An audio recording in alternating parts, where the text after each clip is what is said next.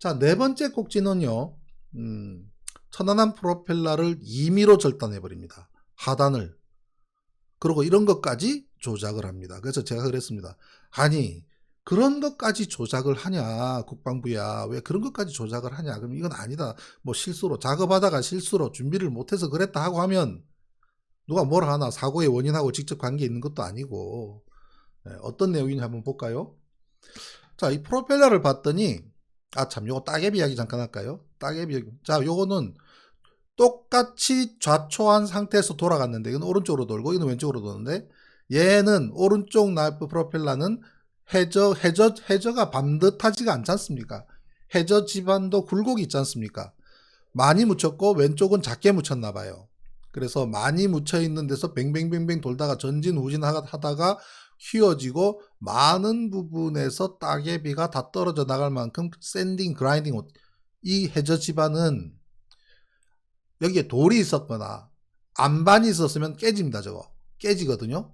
예, 전에 한번 제가 한번 보여드렸던 하와이 포트 로얄호, 미국의 이지삼 산호초에서 좌초해가지고 돌아가던 프로펠러는 깨졌습니다. 깨지고 휘어진 것도 좀 비슷하게 휘어졌어요. 그렇지만 여기는 해도를 보면 SSH로 되어 있습니다. S는 샌드, 모래, SH는 쉘, 모래와 조개가 이렇게 혼재한 지반이다라는 것이 해도에 명시가 되어 있거든요. 그렇기 때문에 프로펠러가 깨지지는 않고 휘어지면서 샌딩 효과로 해서 모래에 반질반질하게 묻히면서 따개비가 다 떨어져 나간 형상인데, 밑을 보니까 쭉 잘려있네. 요거를 딱 보는 순간 우리 아마 하늘을 우러러님, 예, 알겠습니다. 알겠습니다. 재정신청, 판사님께서 이 내용을 보고 재판으로 가져갈 것인지, 이거는 검찰이 아닌 법원에서 결정을 합니다. 그래서 지금까지는 검찰에 계속 제기를 했지만 이 내용을 대전고등법원에다가 보내면 대전고등법원에서 이거를 봐서 재판하는 게 맞겠다면 재판으로 넣어주고, 아니면 또 거기서도 각하되면 그냥 끝나는 겁니다. 자, 밑을 보니까 시커멓게 잘렸잖아요. 저는 이걸 딱 보는 순간 무슨 생각이 드냐면요. 플라즈마네, 플라즈마. 이 프로펠러의 재질이 황동입니다. 황동. 저는 이 프로펠러를 삼성조선소에서 신조선 감독하는 8년 몇 개월 동안 배를 13척을 만들면서 13개의 프로펠러를 검사를 했습니다. 언제부터 검사하는 줄 아십니까? 프로펠러 만들 때부터 검사를 해요. 프로펠러 하나당 적어도 3번, 4번 이상 검사를 합니다. 그럼 13척이면 곱하기 한번 해보십시오. 왜냐하면 이거는 선장이라 그래서 선체에 부속된 장비에 속하기 때문에, 저는 도장, 페인트, 도장, 선장, 선실, 항통장비, 나중에는 선체까지 했습니다만은 그 감독을 했기 때문에 제 아이템이거든요. 그럼 처음에 이거 주물로 만들어요. 주물로. 지금 이 프로펠러는 가변 피치이기 때문에 프로펠러 날개를 다 따로 만들어서 조립하는 형태지만, 상선의 프로펠러는 하나가 완바디입니다. 그냥 주물입니다. 그럼 주물 상태에서부터 내부에 핀홀, 즉 공기방울이 있는지부터 해가지고 다 체크를 하고, 그 다음 깎습니다. 깎는 것도 검사하고, 나중에 돌릴 때까지 캐비테이션, 이 돌리는 실험까지 다 검사를 하기 때문에, 아마 항해나 조선을 했던 분도 프로펠러를 그렇게 살갑게 만져본 사람도 드물 거예요. 저는 그때부터 프로펠러를 봤기 때문에. 이번에 황동으로 되어 있는 이 프로펠러가 하단이 시커멓게 되어 있는 것은 플라즈마 용접기라는 아주 고열의 용접기가 쫙 카팅하지 않으면 저 현상이 안 일어나요. 왜 프로펠러 밑을 저렇게 잘랐을까? 저거는 프로펠러 밑을 잘랐네? 제가 대뜸 그랬습니다. 프로펠러 하단부를 왜 잘랐어? 했더니, 아니다. 좌우연 프로펠러를 탑재할 때, 천안함을 탑재할 때, 프로펠러가 이 바지선에 부딪히는 바람에 부러졌다라고 거짓말을 해요. 그게 2010년이거든요. 2010년. 그 뒤로 무려 8년 동안 계속 똑같은 거짓말을 했습니다. 심지어 별 하나짜리 단 사람을 법원에 불러가지고 법정에서도 이 문제를 거론을 했더니 또 거짓말을 여전히 거짓말을 합니다. 위증이잖아요. 위증. 부러졌다는 거예요. 탑재하다가. 결국은 2018년도에 실토를 하게 되는데요. 그 8년 동안 계속 거짓말을 반복을 합니다. 이걸 제가 어떻게 찾아냈냐면요. 이렇게 찾았습니다. 배의 밑바닥 베이스라인을 보면, 자, 베이스라인이 보면 배 밑바닥 선에보다 1m가 돌출되어 있습니다. 프로펠러가 돌출되어 있으면, 자, 이 배는 한미기 때문에, 이 한미기 때문에 앞에 함수가 있었죠. 함수가 있다고 가정을 하게 되면 베이스라인이 이 밑으로 해서 이렇게 지나갈 겁니다. 다시 말해서 함수가 존재했다면 이 부분은 약간은 뜹니다. 엉덩이 부분이 함수 때문에. 그런데 앞부분 절반이 잘라져 나갔기 때문에 이거를 그대로 탑재하면 프로펠러가 하단 돌출부가 그대로 바지선에 닿게 되는 구조란 얘기입니다. 그래서 바지선이 적어도 이제 그저 육상에서 어디선가 바지선을 구했을 거 아니겠습니까? 그래서 바지선을 이쪽으로 오게 한다면 이 바지선 위에다가 이 천안함을 얹을 수 있는 이 모든 저 준비된 그거를 다 해야 되고 놓는 탑재할 수 있는 거치대를 다 여기다가 준비를 해서 바지선이 와서 그 위에 천안함을 앉힌단 말이죠. 그러면 이 바지선에서 이러한 거치대를 준비를 할 때에 이렇게 절반이 떨어져 나간 배를 탑재할 수 있는 거치대를 준비해야 되는데 그냥 도면 가지고 배가 온전했을 때 상태의 거치대를 준비해 가지고 그냥 오다 보니 막상 한미를 탑재하는데 프로펠러가 딱 닿는 거예요. 바지선에. 바지선 갑판 위에. 저거 내려가다가 부딪혔다면 바지선이 구멍이 뚫릴 겁니다. 저게 옆으로 날카롭다고요. 구멍이 뻥 뚫렸을 거예요. 자, 그래서 그걸 제가 어떻게 분석을 했느냐. 자, 보세요. 바지선에 탑재된 것과 매달려 있는, 아까 그 매달려 있는 거 봤죠? 그죠? 매달려 있는, 요거를 90도 전환을 시켜서 그 영상하고 비교를 한 겁니다. 매달려 있는 장면과 바지선에 탑재되어 있는 장면을 두 개를 비교해서 딱 겹쳐보면 바지선 갑판보다도 무려 이만큼이나 들어갈 수밖에 없는 구조로 거치대를 준비해 왔다는 사실이 이걸로 밝혀지는 겁니다. 즉 거치대를 더 높이 준비했어야 됩니다. 거치대를 더 높이. 그런데 앞부분, 함수 앞부분이 잘려져 나간 것을 고려하지 않고 거치대를 도면만 가지고 준비해 오다 보니 프로펠러가 딱 닿아버린 거죠. 이게 어떻게 합니까? 이 밑을 자른 거예요. 이게 얼마나 중요한 문제냐면요. 이때가 날짜가 언제냐면은 세월호, 천안함 한미를 인양하고 바로 탑재한 날이기 때문에 처음에 4월 12일 날 4월 12일 날 한미를 수면 위로 해서 수면 위로 저수심으로 데리고 가죠. 그죠? 저수심 쪽으로. 바로 평택으로 안 가고. 왜? 저수심 쪽에 제3의 부표 쪽에 크레인의 힘이 필요하기 때문에 한미를 매달고 그리 갔지 않습니까? 그리고 물속에 집어넣어요. 그리고 닷새를 머뭅니다.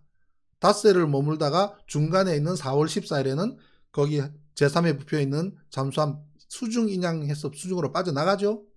그 다음에 그 다음 날인 3월 15일 날, 4월 15일 날 이 한미를 탑재하고 그 다음 또 여기서 또 시신도 수습을 하고요. 그리고 이제 4월 16일 날 평택으로 간단 말이에요. 우리가 요거는 4월 15일 밤입니다.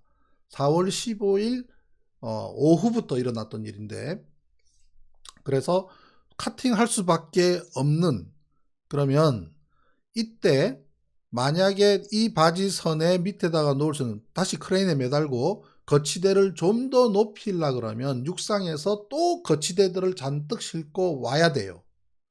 그럼 시간이 며칠이 더 걸릴지 모르죠.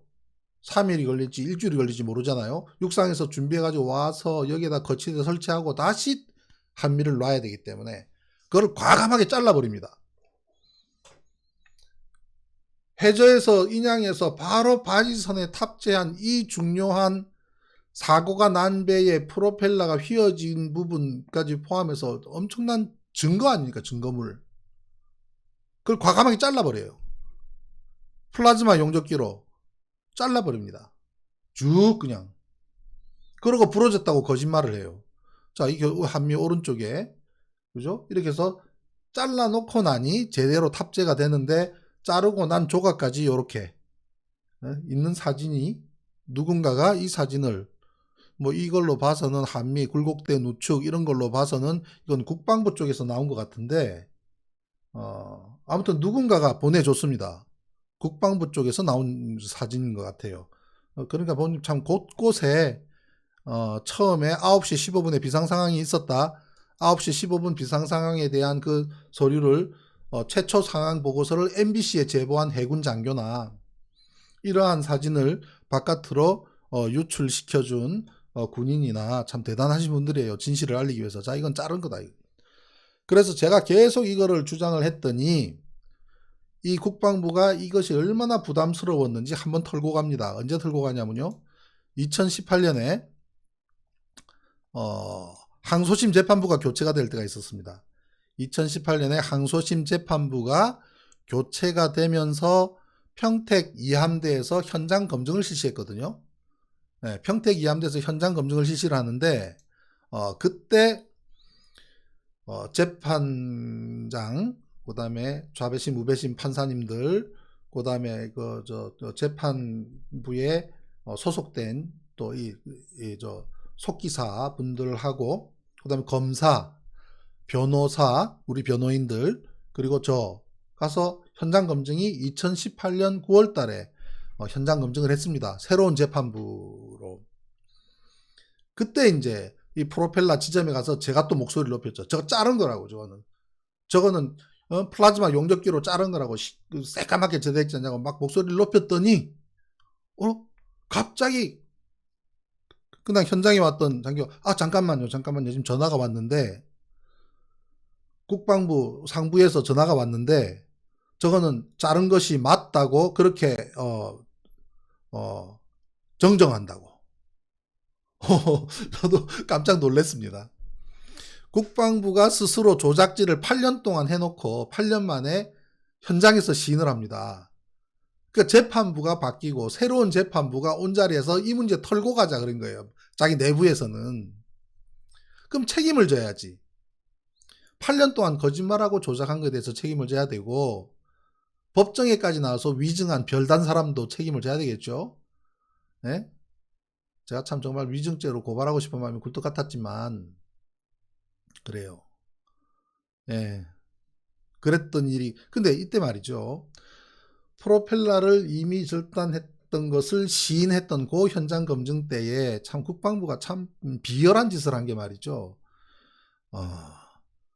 이 현장 검증이라는 거는 증거물에 대해서 현장 검증하는 이 행사는 공적인 거란 말이죠. 굉장히 공적이고, 그 다음 재판부와 검사와 변호인, 피고인 모두 함께 다툼이 치열하게 일어날 수밖에 없는 현장이란 말이죠. 거기에 유가족분들을 초대를 했습니다. 우리 군당국이.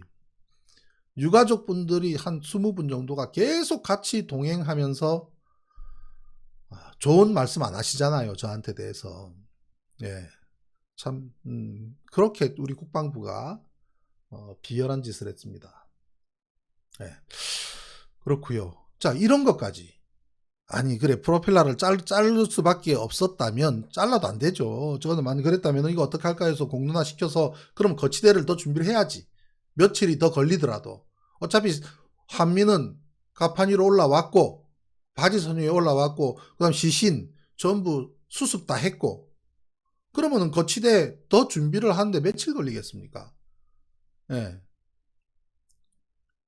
나무 목재를 더 가져와도 되는데 일주일이 더 걸린다고 한들, 그 다음 평택에 들어가면 되지 않습니까? 근데 저걸 그냥 임의로 잘라버려요. 임의로 잘라버리고 8년 동안 거짓말을 해요. 예. 그래서 제가 그랬습니다. 이런 것까지 거짓말을 하냐고. 군인 그날 아마 그 사람 아무 소리 못 하던데, 대령 계급장 단 양반이 왜 이런 것까지 거짓말을 하냐고. 지난 8년 동안 거짓말 하지 않았냐. 그랬더니 아무 말도 못해요. 예. 요 사진.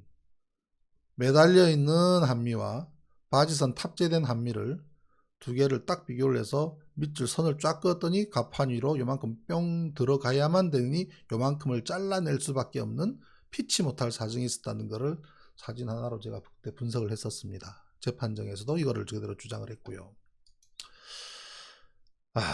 천안함 사건의 진실이 드러나게 되면 대한민국의 수구 세력은 향후 30년 이상 정권 잡을 수 없을 것이다. 누가 이 이야기 하신지 아시죠? 그죠? 천안함 사건의 진실이 드러나면 대한민국의 수구 세력은 향후 30년 동안 정권 잡을 수 없을 것이다. 국가가 국가기관을 총동원해서 전 국민을 속이고 거짓말을 하고 왜곡하고 조작한 지 지금 11년째입니다.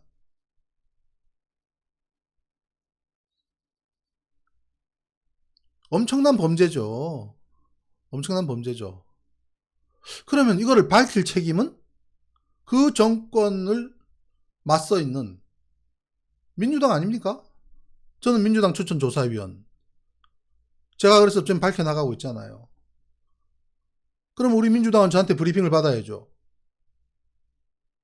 제가 그동안 쭉 요구를 했던 부분은 나는 조사위원으로서 조사하고 분석하고 또 재판, 아이고 감사합니다. 재판부에 가서 재판을 통해서 진실을 밝힐 수 있는 기회까지 주니 감사합니다. 그래서 다 감당하면서 다 밝혀왔습니다. 그러면 제가 조사하고 분석하고 재판 과정에서 새롭게 드러난 사실들에 대해서 내가 브리핑을 함으로써 나에게 주어진 조사위원으로서의 저의 임무를 명예롭게 퇴진하게 만들어 달라 그랬습니다. 명예롭게 퇴진하도록. 전쟁 중인 군인은 저기 포로로 잡혀 있으면 전쟁 끝난 거 아니잖아요. 전쟁 포로 잡혀 있다고요. 전쟁 끝난 거 아니에요.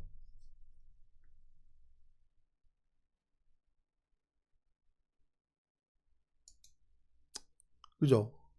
지금도 계속 전쟁 중이란 말이죠.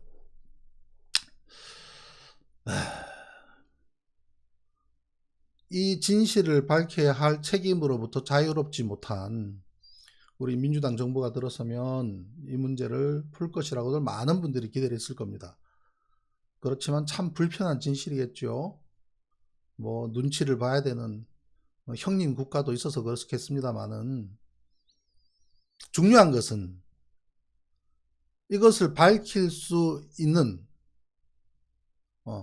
국회의원이 180명인데 밝힐 수 있는 권한도 있고 방법도 있고 국방부에 자료를 요구하든 어디에든 자료를 요구할 수 있는 권한이 있고 또 이것을 풀어야 될 의무와 책임이 있는 분들이 그거를 하지 않으면 그것은 직무유기입니다.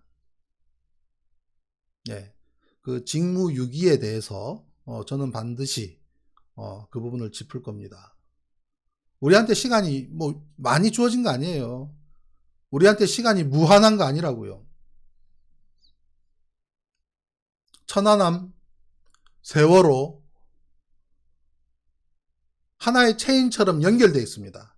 해난 사고라는 공통점이 있지만 국가가 국가의 권력기관이 국가기관을 동원해서 국민을 속였다는 사실에서 동일합니다. 네. 지난번에 한번 우리 국회의원님들, 초선 의원님들 5분이 선거 졌다고 뭐 이런저런 목소리를 내고 그래서 많은 분들이 엉덩이를 좀 두드렸죠. 종아리도 때리고요. 저는 그분들한테 그랬습니다. 실망도 했지만 기대도 한번 해보자. 그런 데다가 괜히 옛날 구태하게 무슨 뭐 정풍을 하니 뭐니 뭐 그러니까 이번 기회에 우리가 진 것이 뻔하니 이걸 준비해서 딱 뭐 그런 거 생각하지 말고 정말 정치 집단이 정당이든 정치 집단이 반민주적이고 반민족적이고 반인륜적이고 반사회적이고 반도덕적인 중요 범죄 행위를 저질렀을 때 그 정치 집단은 공소시효와 상관없이 해체시킬 수 있다는 법이나 만들라고. 초선 의원들 그 법 만드세요. 발휘하세요. 그리고 그에 속한 정치인들은 정당명을 아무리 바꿨다 하더라도 그 정통성을 이어받은 정치인이라면 정치를 두 번 다시 하지 못하도록 퇴출시킬 수 있는 법을 만드세요. 공소시효와 상관없이 지금 이 범죄 행위로 시간이 흘러가면 공소시효가 지나서 더 이상 범죄를 묻지 못할 때까지 기다리는 사람들, 세월호 사건도 그렇고 천안함도 그렇습니다. 몇 년만 더 지나면 나는 이로부터 법원에 가서 이 사건이 11년을 끌다 보니까 11년 동안 끌기 때문에 이 사건 초기에 재판에 나와서 위증한 사람들은 7년이라는 공소시효가 넘어서 더 죄를 묻지도 못합니다. 그 사람들 위증까지 제가 그때 다 고발을 했다면 아마 수십 명 다 고발을 해야 됐을 겁니다. 그렇지 않아도 저는 음모론자로 모여있는데, 음모론자로 몰려있고 툭 하면 고발한다고 뭐라고 하는 마당에 수십 명을 전부 다 고발을 해보십시오. 그게 사람이 할 짓이냐고요. 그럼에도 아직까지도 공소시효가 남아있는 것들은 제가 싹 다 정리할 겁니다. 무슨 소리를 듣든지 간에 다 정리할 겁니다. 책임을 물을 겁니다. 거기는 누구도 상관없습니다. 이것을 밝혀야 될 책임을 지지 않는, 자기한테 그런 책임이 있고 의무가 있음에도 불구하고 그렇게 하지 않는 사람들에 대해서는 직무유기죄를 물을 겁니다. 반드시.